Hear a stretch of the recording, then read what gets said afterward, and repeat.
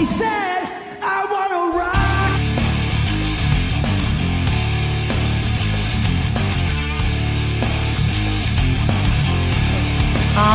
Are we gonna be goofing off like this every day? We're not goofing off. We're creating musical fusion. Wow. You're amazing, dude. Thanks. I like to play. I'm a small reporter from Rolling Stone magazine that's in town to do an exclusive interview with Michael Jackson. I got a fever. And the only prescription is more cowbell. It is time for the Unsigned and Unhinged Meltdown. Hey everybody, welcome to the Unsigned and Unhinged Meltdown. I am here, as always, I am Frank E., your wonderful, awesome, amazing host.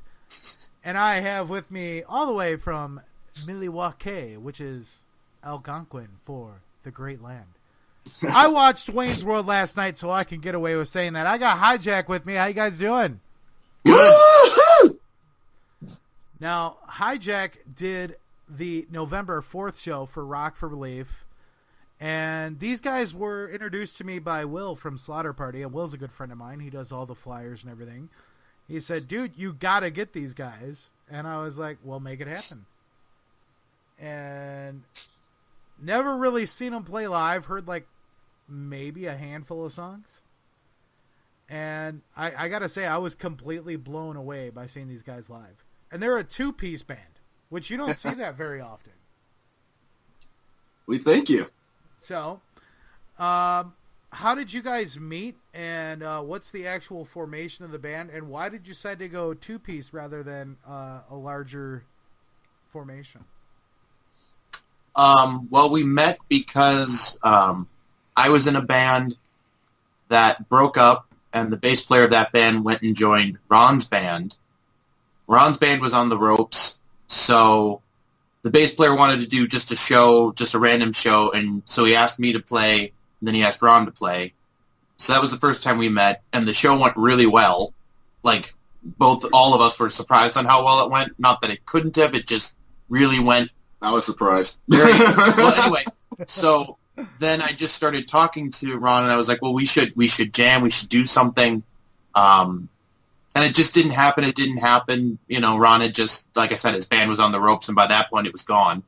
So he just wasn't really into it, but then he ended up winning his Gretsch drum kit by total surprise, one of those Facebook, like it, post it, maybe you'll win it things. So he won, and we kind of took that as a sign that we should do a band. So we did. And then for the two-piece thing, I mean, that's just kind of how it's worked out. We've never been opposed to, we never wanted, like 5, 6, 7 people, but, we've never been opposed to a bass player or anything like that. It's just anybody we've ever tried out, it hasn't worked, but we weren't going to not go out and play just because we couldn't find another person that clicked. Mm-hmm. So out of the bigger two-piece bands that are out there, 21 Pilots, White Stripes, Local H, who would you say is probably like your biggest inspiration of the two-piece bands?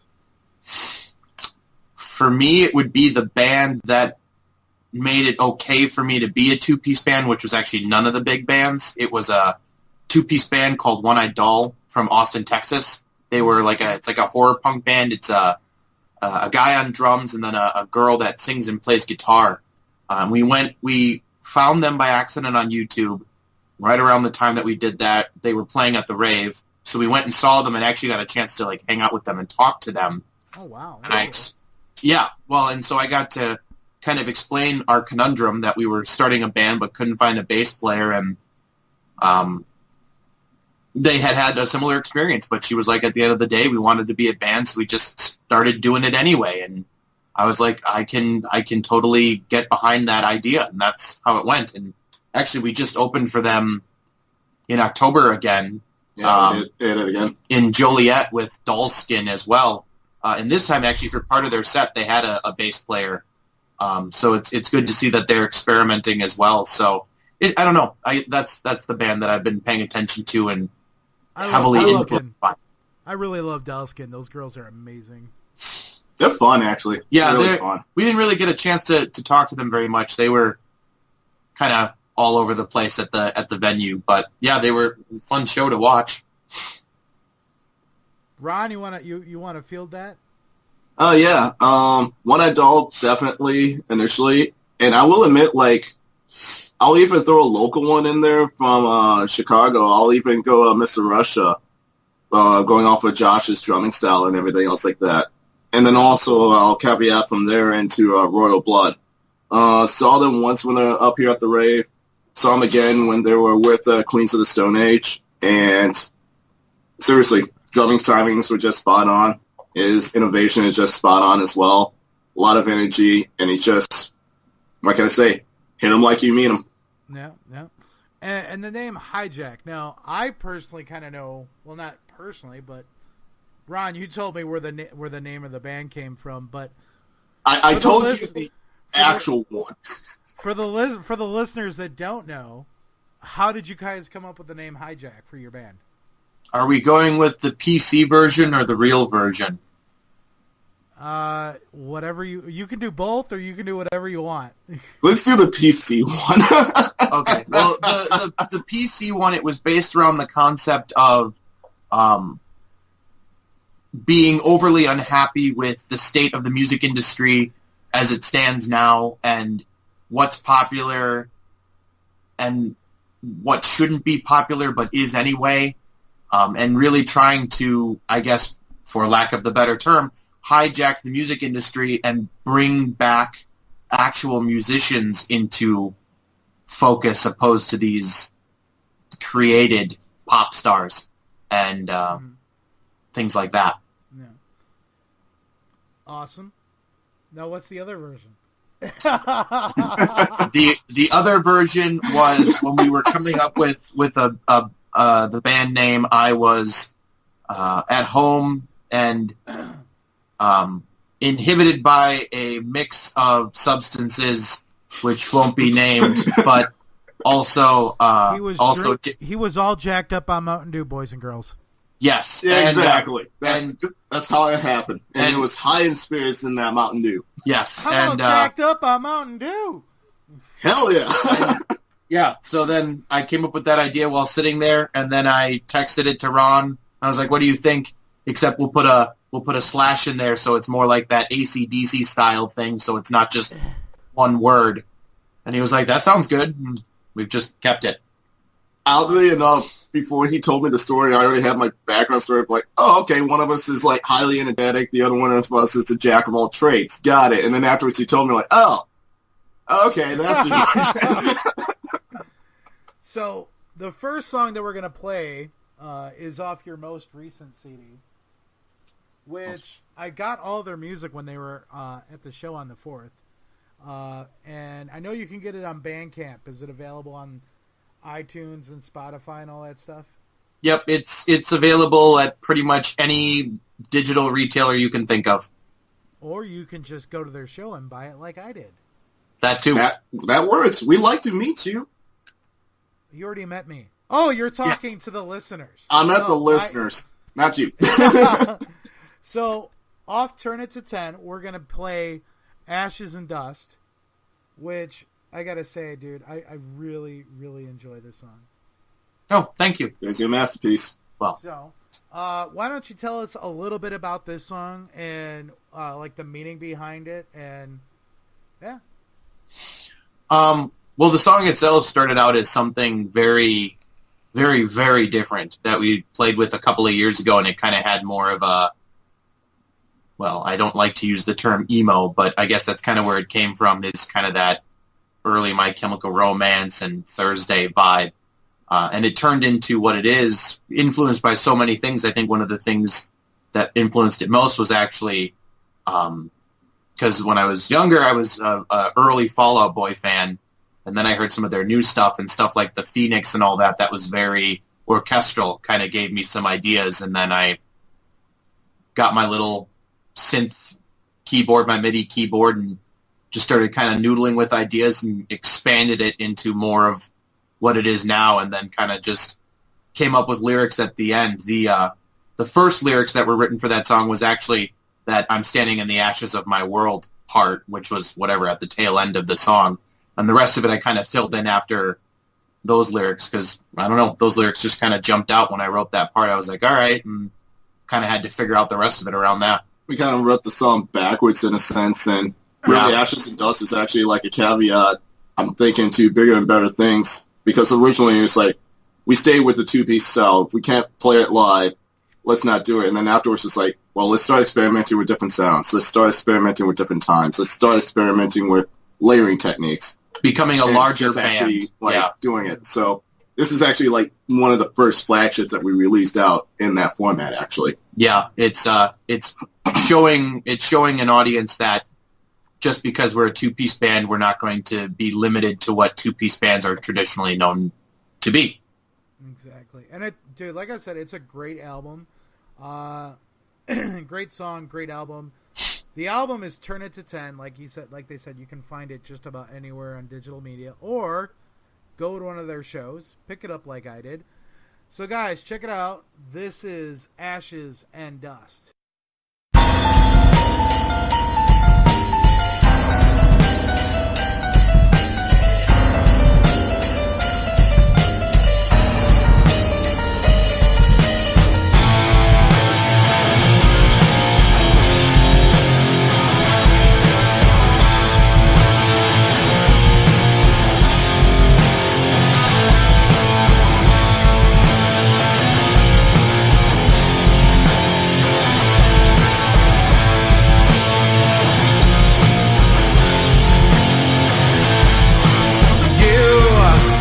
Walking amongst the fire, looking all around, trying to find signs of life.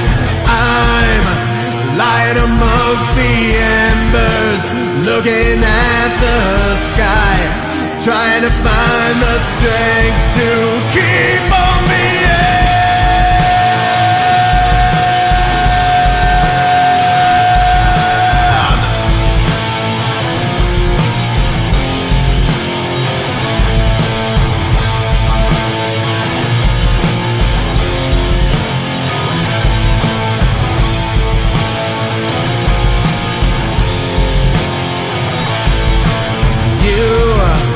Staring down at me, reaching out your hand, ready to pull me out of the ashes. At the altar of sacrifice, you spill your blood for me, willing the life back into my body.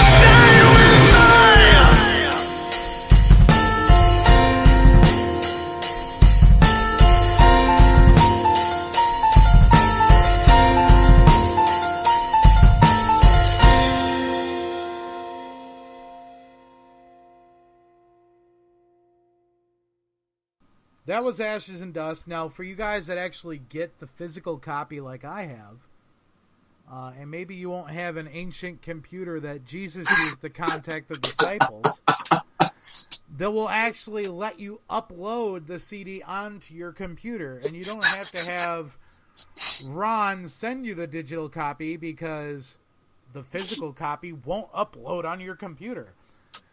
But, when you have the physical copy, I like this. You guys actually have the lyrics to the songs in there, it's awesome. Don't laugh at my computer. It's going to get offended. I'm not sure if I laugh at the computer or if I laugh at the circumstances. I'll say I'll laugh at the circumstances so I don't offend the computer. Okay, you're laughing at the circumstances. The reason you came down here is because my car blew a fuse. Do we want to talk about the Dodges or? No, we're not going to talk about my wonderful Dodge because Betty died. Along. Betty died, and now I got Ruby, and Ruby is named after Supernatural, which is my favorite TV show. And Ruby is a demon, just like Ruby the demon in the show. My car is a freaking demon. Anyway, moving right along, not talking about my cars. Agreed. So, now, here's a question to get you guys, to get to know you guys, like, on a personal level. Oh, boy. Now, this, like I said, on the 4th was my first time ever seeing you guys. And that was kind of a smaller venue. But you've said you've got to play some bigger venues before. Do you guys prefer to have like a large stage with a bigger venue, or a smaller bar that's like more intimate where you get to meet and greet like the fans and everything after a show, or you can just like really react with the crowd? Well, actually, I like both. But one of the bigger shows we played recently was actually the One-Eyed Doll show. We played at a place that, well, it's changed names a few times, but I think now it's called The Forge, which is in Joliet, Illinois. And it's the venue itself is roughly the size of like the Eagles Club, so it fits about 500 people. And it was pretty much full that night. It was awesome. But it still has the atmosphere where the stage is elevated and it's a bigger stage, and the sound production's better and all of that kind of stuff. And I prefer that. But at the same time, then, right after the show, you come off stage and you go to your merch table and you talk to people. So for myself, I definitely do prefer the bigger stages. And especially as we get into next year, where we're going to be aiming for more festival-style shows and all of that kind of stuff to really start broadening our influence in the U.S. and possibly internationally. The bigger stages I think are just going to start to become our bread and butter, and I'm very okay with that. I admit, initial stages, I was into the smaller ones. I'm all for the basement shows. A bunch of punk kids with 40s inside of a circle pit in the basement. I do like 40s.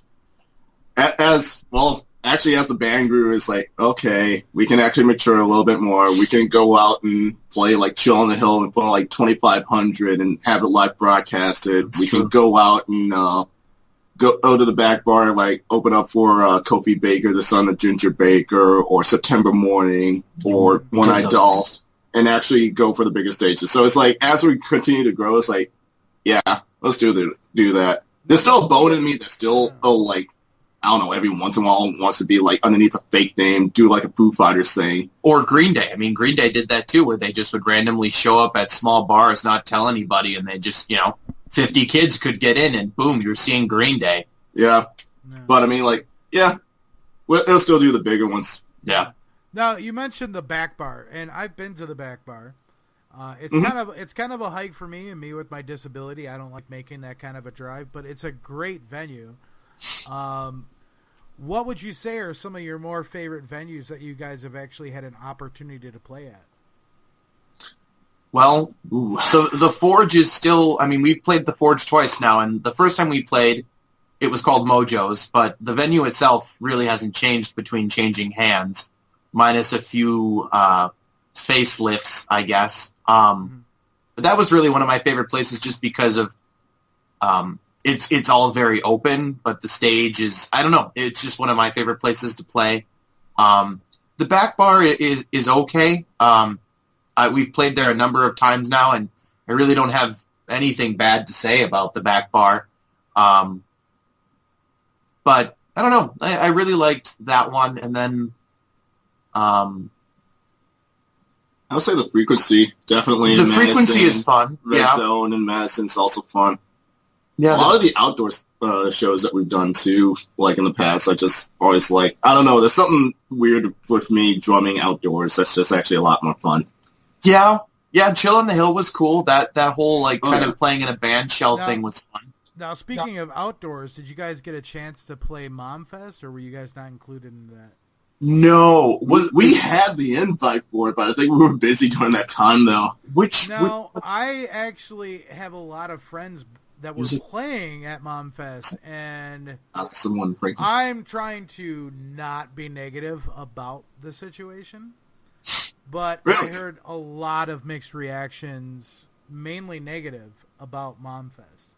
Okay. Well, it was the first time that they'd done it, too, so I mean could be a growing experience. Unfortunately, I was on bed rest because I just got out of the hospital, so I could not go. Gotcha. So I was really sad because I wanted to be there because, like, I think 8 of my friends' bands were playing that night or that day, the weekend. So yeah, that was the one that LSD put on. Chris Damian, the drummer from LSD, put that one on, and he's also has a seat in Whammy too. Yeah, so we definitely had something go. I don't remember what, but we had something going on. And we couldn't do it. But all right, now did you guys? Now, have you guys played at Bratstop in Kenosha yet, or no? No, we had the opportunity to. Actually, I remember. We did? I think so. What ended up happening is we had a night that we booked back-to-back shows. One was going to be at, I believe it was at that place in Kenosha, and then the other one was at a smaller place just across the border in Illinois. The week prior, I got really, really sick. Like, bedridden for that entire week, sick. And when the day came to play those 2 shows, I was health-wise at the point where I had to choose one or the other. And so Ron and I discussed it a few days prior, and we ultimately ended up dropping that show in Kenosha and just doing the one in Illinois because physically, vocally, everything else, that's about all I could do. After that show, I collapsed. And that wasn't even a particularly strenuous show. I didn't want to cancel both shows. So, but I couldn't do both. I would suggest trying to get on Shrimpfest, which happens in March. Okay. Well, we'll have to see because we're still waiting on a call back from the organizers of South by Southwest. So we might be in Austin this March. Ooh. We're trying. Bring me back a shot glass. Okay. I have my shot glass collection. I think, Ron, you saw it when you were here. Mm-hmm. Yeah. Yeah, we're still waiting on that call. We need to get a hijack shot glass. That'd be pretty cool. That would be awesome. We did play with a band. I can't remember who, but they had a shot glass. Mixed Company. Okay, well, Mixed Company actually had a shot glass. I mean, it would probably be simple enough to do. You'd get that. Kendall's got that stuff that you take the glass and it's like that glass etching stuff. So you've actually had a chance to share the stage with Mixed Company. Yes, down at the BBC when that used to be a place in Milwaukee. Yep. They are a great band. I'm really good friends with those guys. They actually just had a video come out. They did? I've been watching their progress over at Cherry Pit with Eric and all. Oh, God. That'd be cool. Those guys are great. Yeah. But moving, that kind of segues into where we're going here next. But what with venues and such, what are some of the bands that you've actually had a chance to share the stage with that you would like an opportunity to do with again, or actually, enjoyed playing with them? Well, I mean, one, and I'll say this over and over again, I would love to go on like an actual full tour with One Eyed Doll. We've played with them twice now, and they're just good people. And I mean, that would be If I had to pick one, that'd be the one. I could do an entire tour with them and never get bored. Mixed company for me. Resistance is actually playing too, because we played with them up in Maybash, and I've followed Resistance for a while. Yeah, Resistance is playing the show tomorrow for Rock for Relief. That they are. Really They're playing on Friday. Yeah, good friends with those guys. Yeah. I don't know. I wouldn't even say the Dystopian Echo guys. I'll give the kids a chance because I have no problem playing with them. A lot of fun. Well, they are, and they're good musicians. It's just I don't know if I could do a whole tour with them. Oh, wait. Were we talking about like just playing with, or just like a full on tour? Just playing. Like doing a show. Yeah, like a one off. I mean, yeah, the Dystopian Echo. Those guys are very talented musicians for sure. I would throw Red Flags in there. Yeah, it would be interesting. A Jonah versus Ron Energy Fest. What was that band from Chicago? Mr. Russia? No. It was. We played with them on the last Dr. Death Crush. Yes, I would play with those guys again. Yeah, Dr. Death Crush from Chicago. Dude. I don't know. Zach Wiley is amazing. Yeah. Just saying. Well, I go now from just the perspective of doing like a weekend's worth of shows or a full tour's worth of shows because it's about what we do now. We're trying not to do so many just show here, show there, show wherever. We're trying to kind of make it a little bit more of an organized experience for next year, so it doesn't feel so whiplashy like it sometimes did this year. This year was one big experiment for sure. 2018 is going to be a lot better, just to let you know, guys. Awesome. So the next song that we're going to spin for everybody is also off the recent CD. I really I shouldn't say I really enjoy every song because, well, I really do. Well, do you though? Yes, I do. And I feel like me saying that is just like me repeating myself towards every song. But it's true. Like, dude, and like I was talking with Ron earlier, the recent CD, I absolutely love the new CD. I really do. Thank you. So the next song that we're going to play is Everything's All Right, in parentheses, even when it's not, parentheses. I like to put the parentheses in there just so it's just, oh yeah, and not just like one big word. Anyway, so how was the writing process for this song for you guys, and is there like a special meaning behind this song at all? Well, this song actually predates Hijack by a number of years. There was a period when I first moved to Milwaukee for school that I didn't really know anybody, and I lived by myself in downtown Milwaukee. So I spent a lot of time then in my apartment when I had time off just with my laptops. I had Pro Tools and coming up with songs. So by the time I met Ron, I probably had a back catalog of 100, 150 songs that no one knew. And so we just kind of went through a good chunk of them and cherry-picked. And this was one of the songs that we cherry-picked. Well, I mean, is there like a meaning behind it, though, or? Well, I don't necessarily remember the meaning now. I'm sure it had something to do with the girl. Okay, that's probably your words. My takeaway from it is you're quite literal. Everything's all right, even when it's not. Like, no matter how much of a trying time you're actually going through, just remember, it'll pass. It's still going to be all right, even though it's not at the moment, but it still will. Awesome. So, guys, check it out. This is off their new CD, Turn It to 10, which you can find on iTunes, Amazon, I believe, and Spotify, and all that good jazz. So go check it out. All you techno nerds out there. Or you can actually go to a show and buy it off of them. So check it out. This is Everything's All Right, Even When It's Not. It seems so long since I held you. It makes me wonder if you even wanted me to.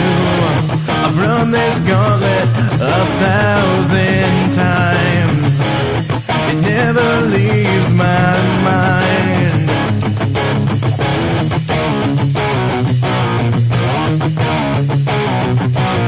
It's always on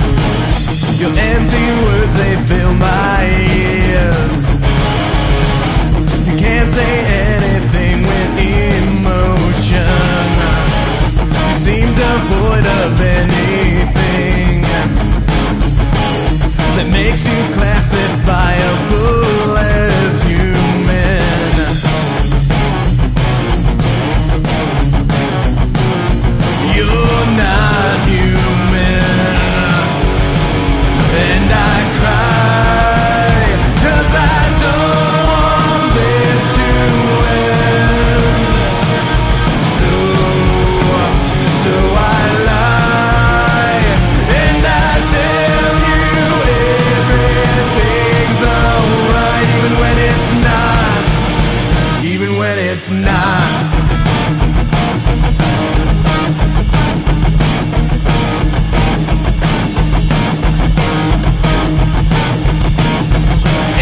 Everything is not alright.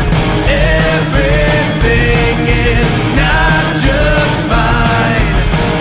Everything is not alright. Everything is not just fine. And I cry 'cause I don't want this to end.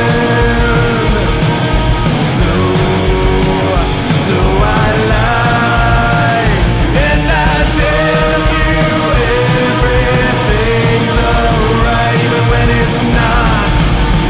Even when it's not.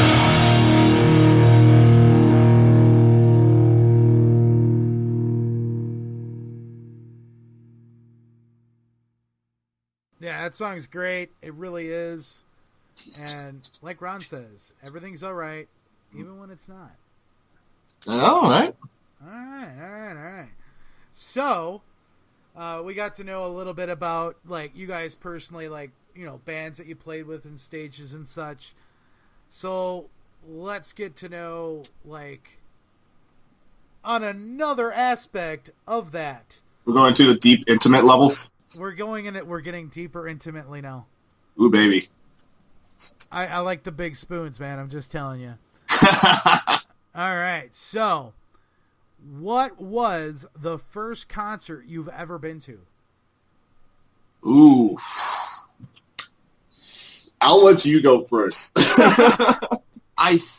Honestly, I think the first concert that I remember going to would have been actually a local Wisconsin guy.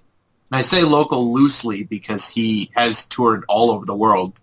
His name is Willie Porter, and he's like an acoustic singer-songwriter guy, but he's an absolute virtuoso on the guitar. Everything he does is absolutely amazing. And I got to see him at this. Huh? kind of like Brock. Well, were you not around for Brock? No, I saw Brock. It's not the same because Brock's was more like an instrumental rock kind of thing.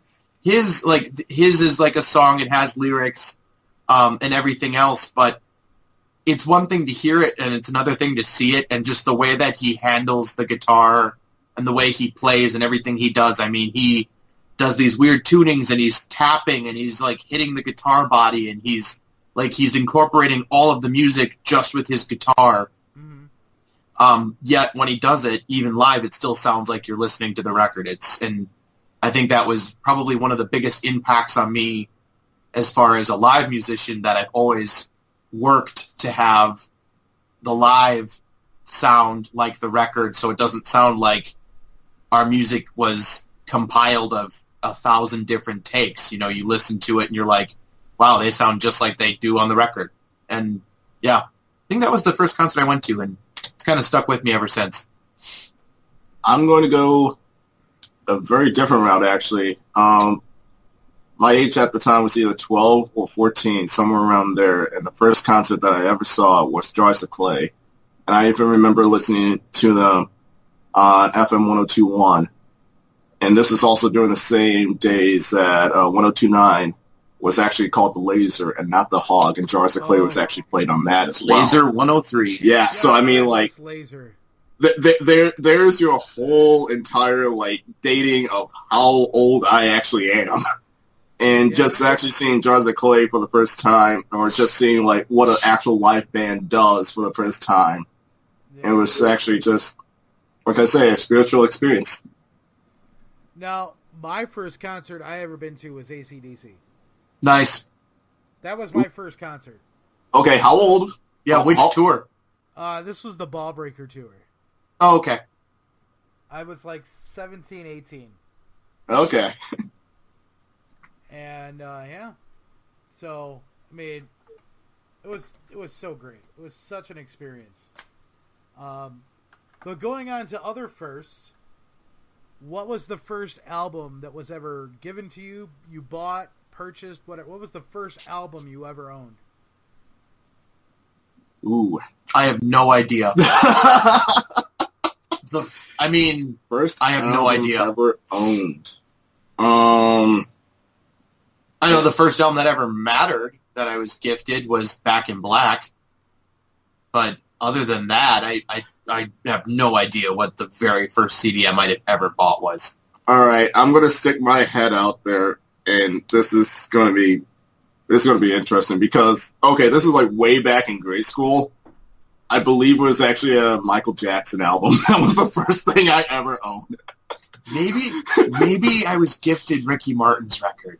Oh my. You're gifted Ricky Martin? Yeah, maybe that was it. Maybe I was gifted Ricky Martin's record. Maybe that was my first record. The one with Livin' La Vida Loca on it. Livin' La Vida Loca. Yeah. I think that might have been it.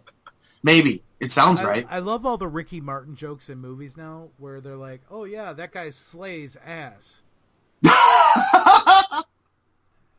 And Beautiful. it was on This Is the Night Before. Like, oh yeah, Ricky Martin, that guy slays ass.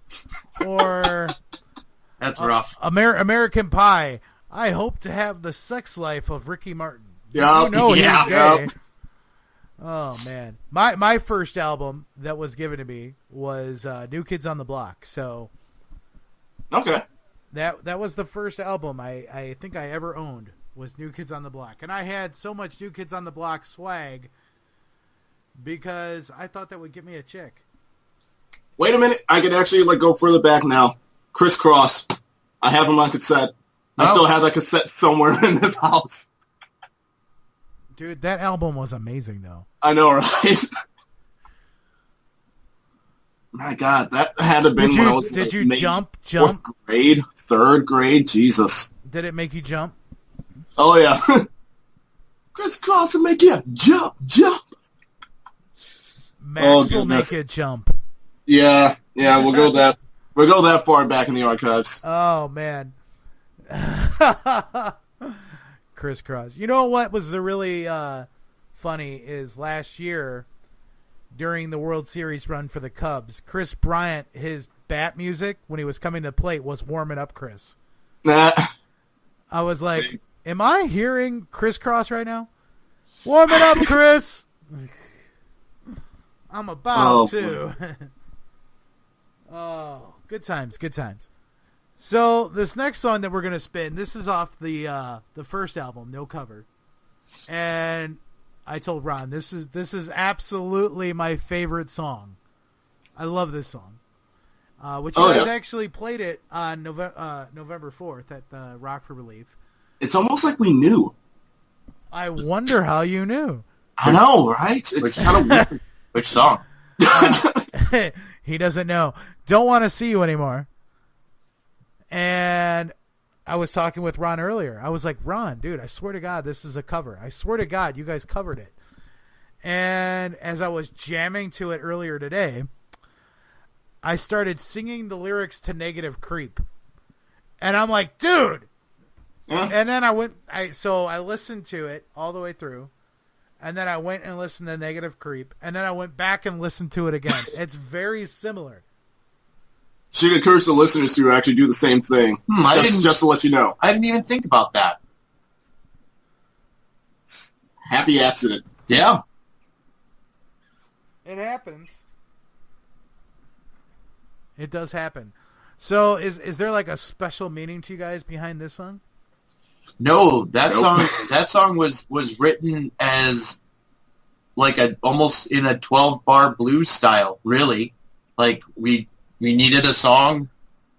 We wanted to come up with something that wasn't just one of my songs from my catalog, and so we came up with that 2-chord progression, and we just sped it up, and then we went with that declining. Yeah, we completely punked your song. I mean, that's it. I mean, we put the idea together in a few minutes, and then I was like, well, what am I going to write for lyrics? And kind of went just blues references where I kind of just repeated myself a couple times, kind of like they would. And yeah, I mean, It never occurred to me that it had any relation to Nirvana, because that was not my intention. I have no problem with that, but not my intention. Yeah, it's a great song. It's my favorite song. It really is. Not my favorite song. It's my favorite Hijack song. What? So, guys, check it out. This is off No Cover. Which now, can you find No Cover on the digital media outlets as well? Yep. Any of the music we've released. Okay. So, guys, check it out. This is my favorite song. I hope you guys enjoy it as much as I do. This is Don't Want to See Anymore.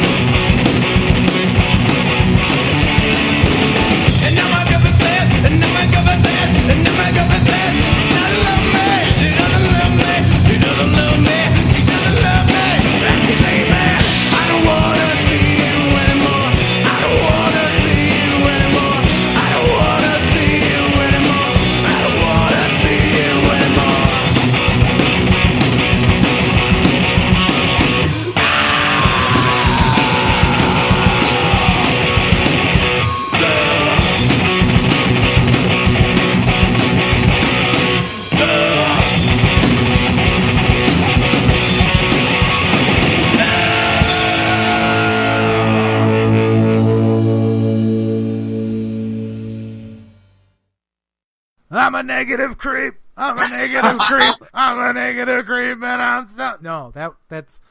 I'm telling you guys, just go listen to Negative Creep, and then listen to that again. Then go back and just.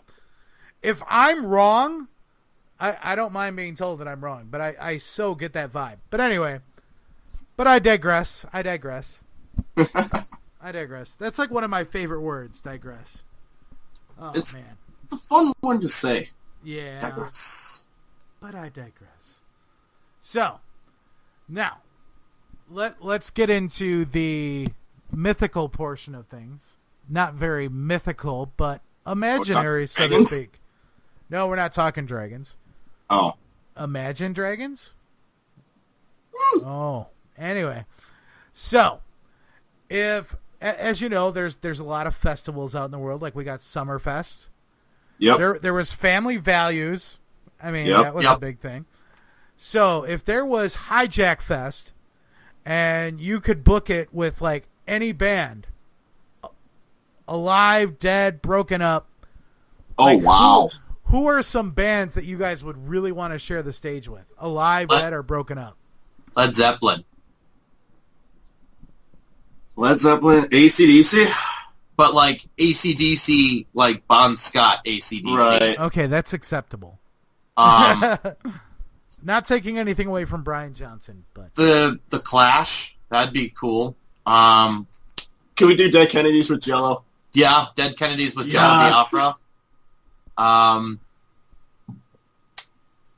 mean, Nirvana would be cool. Like, yeah, that would be. That would be a cool show. I'll even mellow it out. We'll even go with them Cooking Vultures. Go with the supergroup. Yeah, that would be pretty cool. I'll throw Queens in there. Queens of the Stone Age? Well, for you. Oh, okay. It's like, can we have Josh Homme? Sure. Okay. Yeah. you can have. Yeah. Yeah, I mean, I'm a big classic rock guy, but, I mean, I know what we sound good with. I wouldn't, there's a ton of bands that I'd love to have met, but... Let's throw some locals in there. I still want to throw Mr. Russia in there. Yeah. Well, it'd be, Alive, Dead, Broken Up, whatever, DeCroixin. Oh, yeah. Yeah, keep the Wisconsin vibe going. But yeah, I mean, there are a lot of bands. But, I mean, if I had to just pick one, it'd be Led Zeppelin. Awesome. Led Zeppelin, dude. They're classic. Mm-hmm. Classic. Not one of my favorites of all time, but they are classic. I love them. What's your favorite of all time? My favorite band of all time is Rush. No, that's acceptable. That is okay. I'm good with Rush. Okay. Which, Ron, we actually had this discussion with my top 3 bands that actually have absolutely nothing in common. My top 3 bands are Rush, Linkin Park, and Bad Religion, and they have nothing in common with each other. Well, I'm kind of hoping Bad Religion decides to come out for the now-announced final Warped Tour, but if Warped Tour is going to be $200 a ticket like I just heard it might be, then I'm not going. Dude, I would love to see Bad Religion one more time. Yeah. Just one more time. I would love to see them. Anyway, so, now, who would you say are some of your biggest inspirations or influences, whether they be musically or non-musically?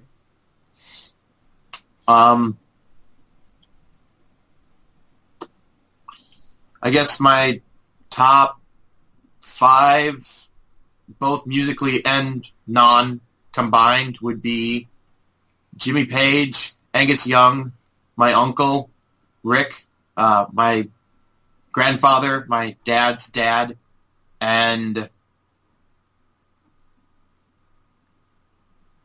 well, he's still living. I guess Billy Joe Armstrong is pretty high up there just for stage presence and songwriting and all of that. I'm going to see if I can do a drummer list. So I'm going to go with John Bonham, Keith Moon. I'll also go with Danny Carey from Tool. I'm trying to actually keep going down the list, but right now my brain's actually lagging. Oh yeah, obviously Dave Grohl. Thank you very much. You did not say Neil Peart. You're not my friend anymore. I've been kind of up and down on the friend chart. I'm either at a 10 or I'm at a 0. Oh gosh. Okay, I'll put Neil Peart in. Actually, no, I'm going to put Buddy Rich in there. Sorry, have to. Neil Peart is my favorite drummer of all time, but Keith Moon is a very, very close second. Yeah. You gotta love a guy who throws a TV out of a hotel window. Because he can. Because he can. Oh, man. All right, so we're gonna field this question. This is the first time I fielded this question on here because I was actually talking about this with friends. Breaking new ground. We're breaking new ground here. So, Ron, because you're always going last, we're gonna make you go first. Oh boy. If you had a dream band of big name stars and you had to put together a dream band, what would be your dream band? Ooh, how many pieces am I limited to on this? No more than 5. No more than 5.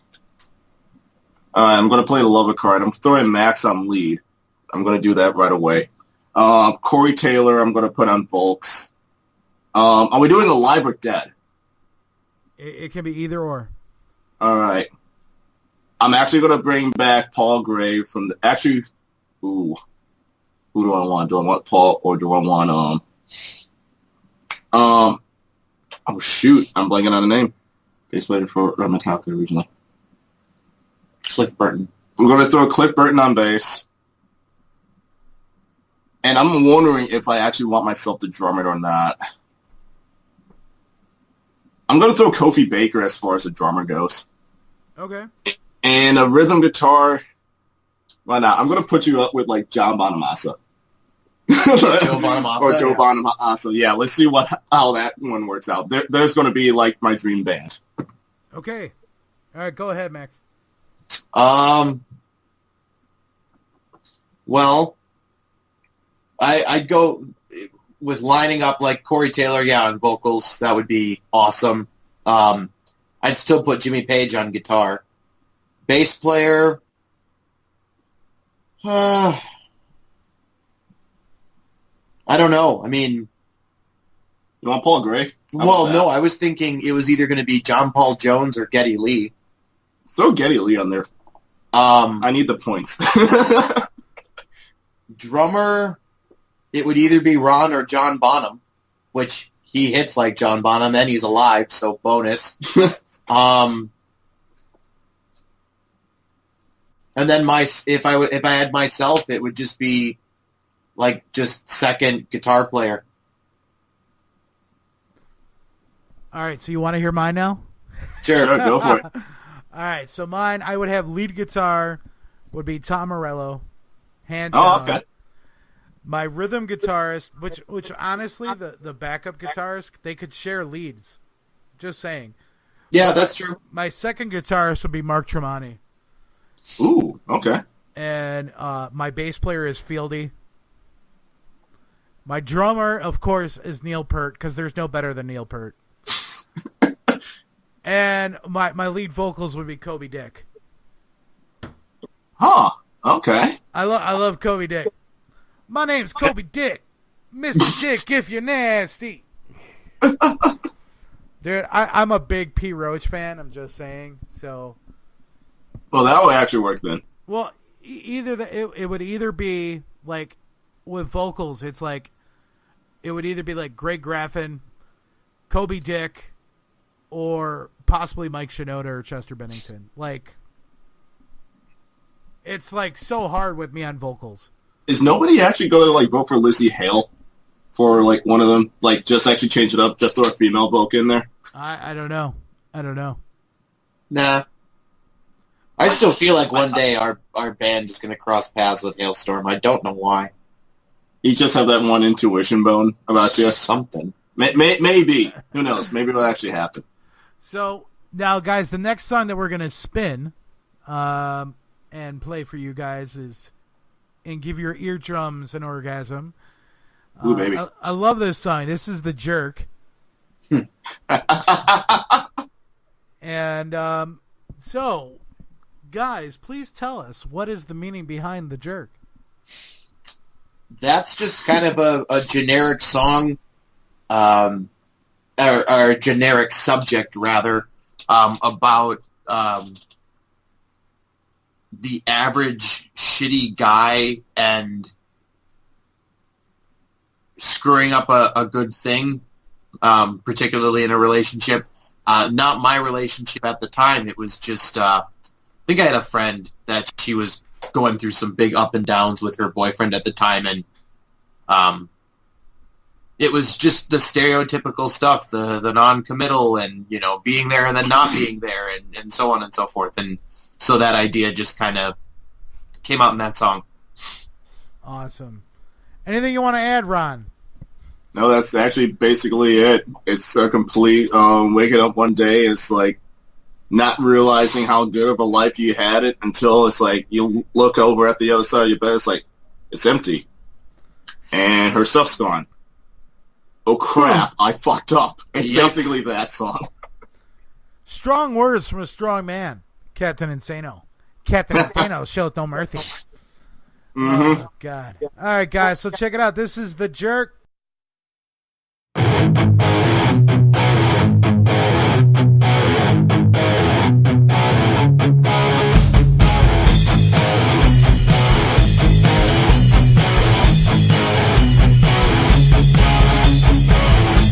I think she ran away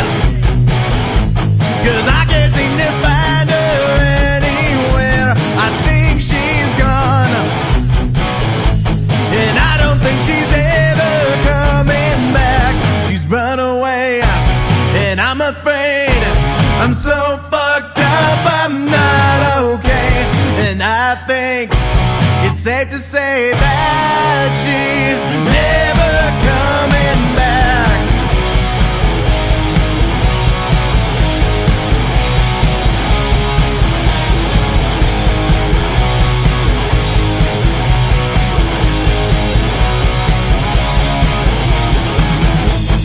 All she wanted was my attention, but I was too goddamn busy. All she wanted was my love, but she never got it.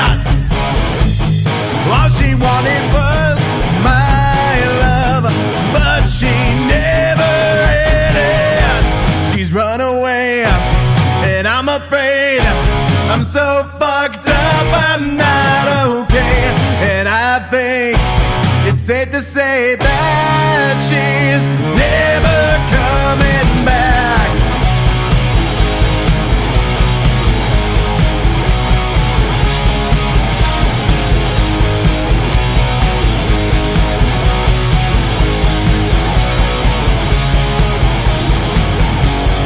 All she wanted was my love, but she never had it. All she wanted was my heart, but she couldn't have it. All she wanted was my love, but she never had it. All she wanted was my heart, but she couldn't have it.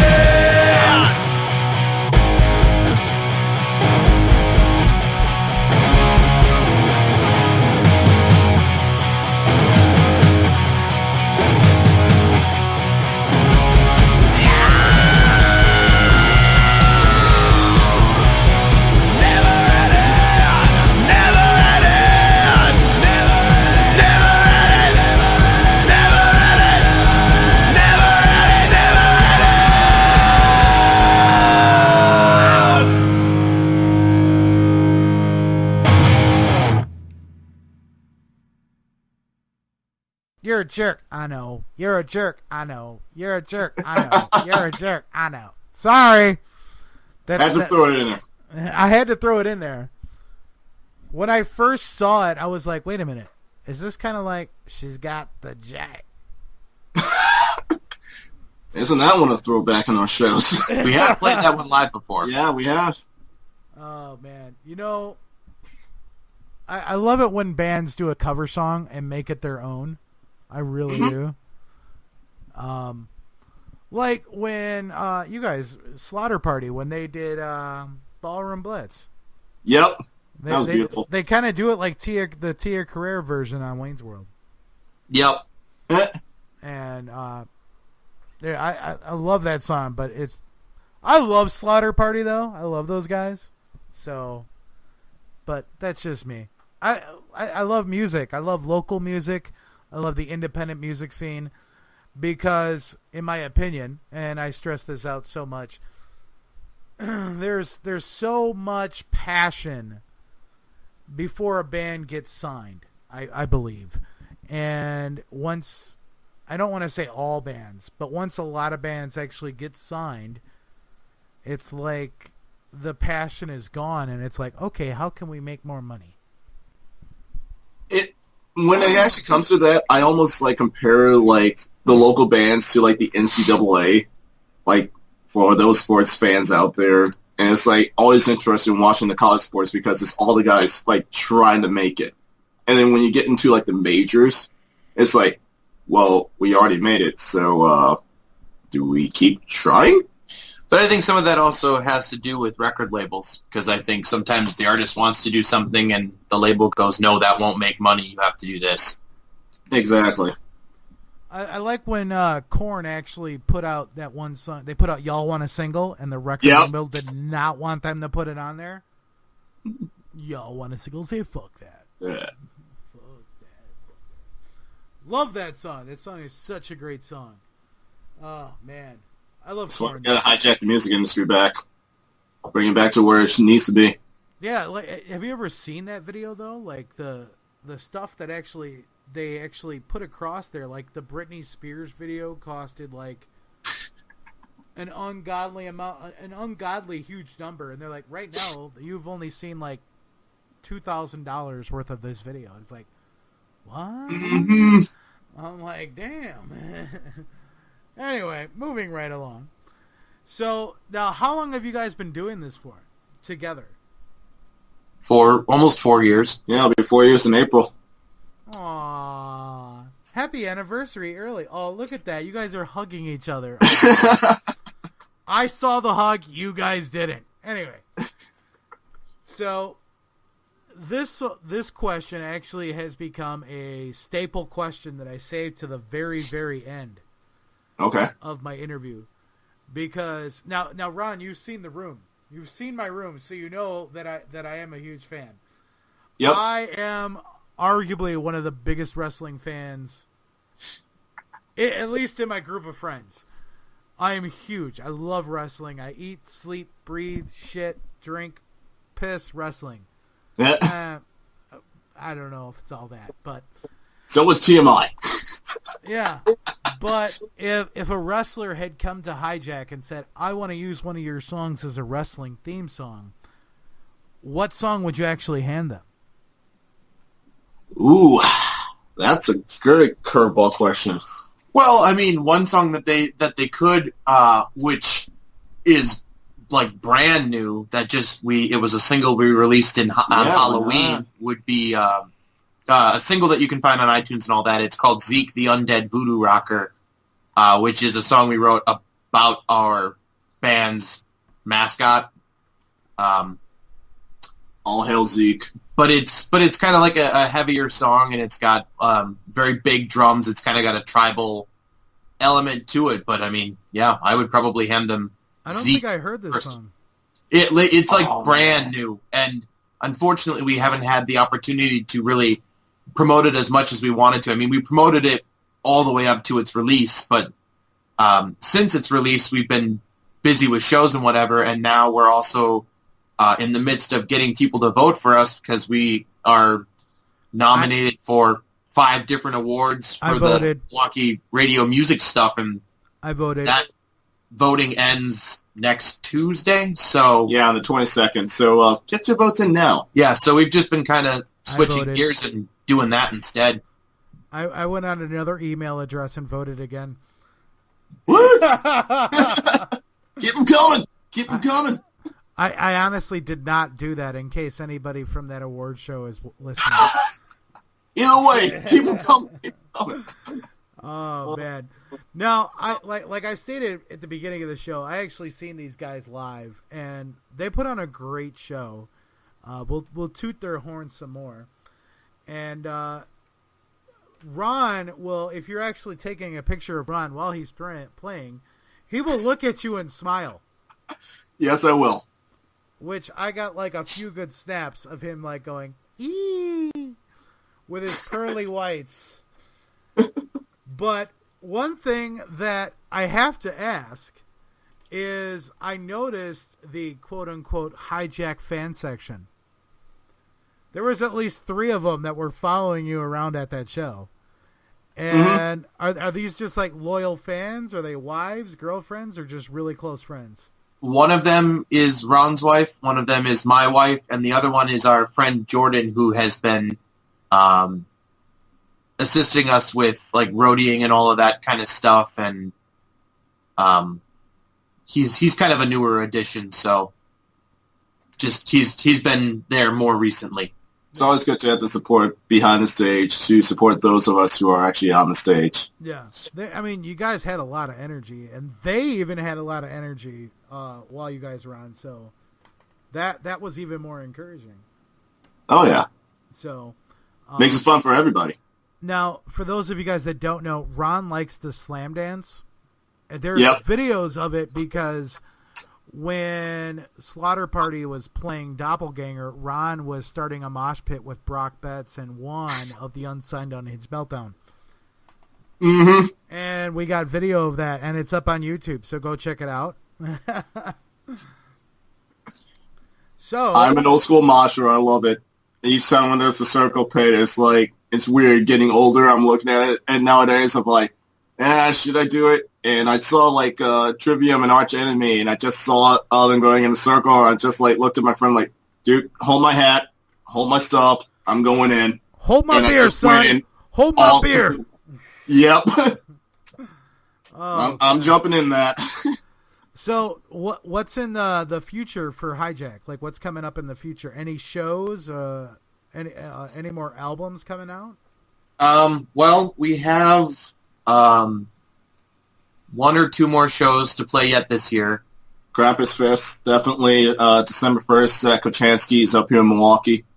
And then after that, the first 2 months of 2018, so January and February, we're going to kind of take not a total break, but a small break from just playing a lot of shows. We're going to do Digifest up in Marshfield. Yes. It's going to be, and that one's going to be awesome.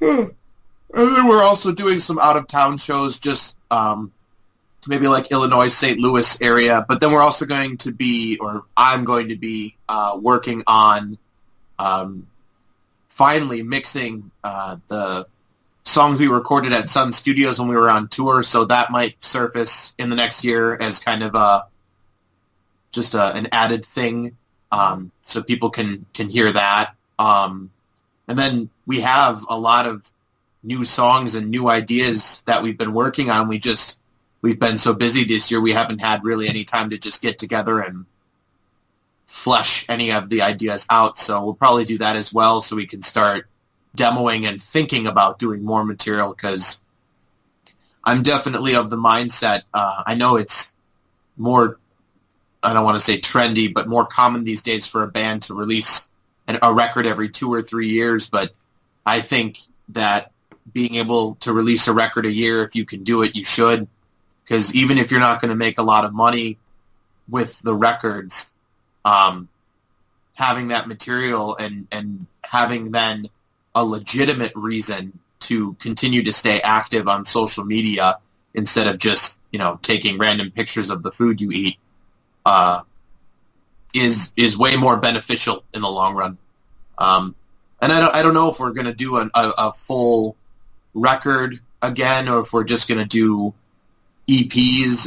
We have some options. We have ideas and studios we're looking at and all of that kind of stuff. So a lot's up in the air, but definitely playing again more festival shows. We're going to try to do another big tour, actually 2 big tours, but one of them, the biggest of the 2, will hopefully take us across the East Coast and up into Canada. So then we'll break international ground, which will be fun. Blame Canada. Blame Canada. Blame Canada. Heading up to Toronto and all. Yep, Toronto and pretty awesome. Awesome. All that. Well, so, like I was telling Ron earlier, there's a great new metal band that's based in Montreal, Keychain. Mm-hmm. You guys gotta check Keychain out. Those guys are absolutely amazing. Well, there's another one too that's kind of like a stoner sludge kind of band called White Swan, and I've heard of them because I'm friends with, I guess she's the guitar player now, but she was the drummer for the all-girl Canadian metal band Kitty, and oh wow, there's a name drop for you. Yeah, so I've been following them for a long time, and so it's not like I have her phone number or anything. We talk every once in a blue moon. But we always had said that when they came to the U.S., we wanted to play with them, but for whatever reason, they haven't really had the opportunity or whatever. Well, but I'm if that hoping happens, I want to go to that show if that happens. Well, We'll keep you posted then. At the same time, I'm kind of hoping that maybe if we give them enough warning, we can either play a show with them when we're in Toronto, because that is where they're based out of, or at least have them come out to the show. Yeah. Well, if that happens, I want to know. I want to know if that happens. If they come down here, I want to see. Well, me 3? Me 3. You 3. Guessing that's how that works. That about wraps it up for us, guys. So I just want to thank you guys so much for all the hard work that you guys put in everything. All the music that you guys have out is just absolutely phenomenal. Thank you guys again for all the hard work that you guys put into the music that you guys put out there for everybody. Oh, thank you. Hey, we thank you for supporting the local scene and bringing this further into the light and all. Definitely. And any shout out that you guys want to give out real quick before we end this real quick? Just a shout out to everyone we've met this year on the road and every new fan we've made, because if it weren't for everyone that has been supporting us and has started supporting us and learned about us, we wouldn't be of interest to do something like this. So thank you. I'm a new fan. Thank you. I really am. Let's thank you, and thank you, listeners, then. So, Meltdown Maniacs, give them a shout out. Go like them on Facebook. Go buy their music. Buy some merch. Yes, please buy merch. That helps us with guitar strings, drumsticks, and drum heads, and everything else like that. It's like Mel Brooks said from the Spaceball movie, merchandise where the real money from the movie is made. Which I'm going to give them another shout out because, as you guys know, November 4th, they did the first Rock for Relief, and Hijacks actually donated all their merch money to the cause. The merch money that they made. And I think I spent like $30 at the merch booth. Thereabouts. And it was like, oh, wait a minute, what am I doing this? This goes back to you anyway. I bought all the CDs. I bought stickers. Yeah. I bought a lot of stuff. Because I'm all about supporting the local music scene. But, oh, yeah, and another shout out. We appreciate that. Oh, dude. Like, no, thank you guys so much for everything that you guys do. Like, you guys probably work like a job or two and then work as a musician on top of it. So, oh, yeah. So it's a hard work, and you guys are doing it for, for the fans, and you're doing it for yourselves, and it's absolutely amazing, and we appreciate it. But let me give myself a shout out real quick, because this I told her I was going to do this. And my lovely girlfriend Stephanie, I was telling her about the interview today, and she texts me and she goes, "Oh, with hijinks?" And I said, "No, hijinks is a bar in Fort Atkinson. Right. This is with hijack." She goes, "Oh, everybody was talking about hijinks today." I'm like, "Well, that's because there's a show in hijinks today." And I told her I was going to do that. So, but the last song that we're going to spin for everybody is off the new CD, Turn It to 10, which this is probably definitely my second favorite song, which is Devil's Deal. Awesome. And definitely, dude, you got to love the cowbell. Boy, cowbell! And at the show, everybody was exploring Ron's cowbell. That's true. I give credit to each drummer who did it. It was like, I donated my kit for that set on November 4th, and it was like each drummer had a cowbell element to it, and it just made me smile. Jared added in the cowbell on a Slaughter Party song, and Will said, "I think we're going to get a cowbell for him now." Because it sounded so good with the cowbell. So the song Devil's Deal, what's is there like a meaning behind this song at all, or? It's that rock and roll and blues again kind of theme of that, making a deal with the devil for fortune and fame. I mean, I think around the time that we came up with that song, we didn't have any lyric ideas, and I was really struggling for that. But so I started listening to anything and everything I'd always listened to, and around that time, I think I was listening to a lot of Robert Johnson and Crossroad Blues and all that. And so then I thought of creating my own version of that, making a deal with the devil and bringing it into a more modern setting that anyone could identify with. And I think it worked. There's a Supernatural reference in there, which is my favorite TV show. Ooh. I meant happy accident on that one. Yeah. No. They actually they did a show. They did an episode where Crossroad Blues was actually an actual thing. Oh, okay. And because they had the Crossroads Demon, and the reason he came up with the song and became so big and died so young was because he actually made a deal with the demon. Mm-hmm. And like, I'm like, oh wow, and it actually got me interested in listening to said musician's music because that's my favorite show, and I want to know like where they get everything from. So, not a big fan of the music, but I listened because I was curious. Right.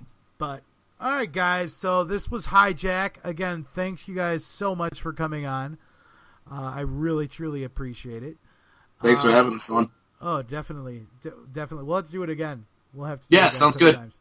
So, guys, check it out. This is Devil's Deal, and it's on their new album, Turn It to 10. So check it out. We'll catch you guys next time on Unsigned and Unhinged.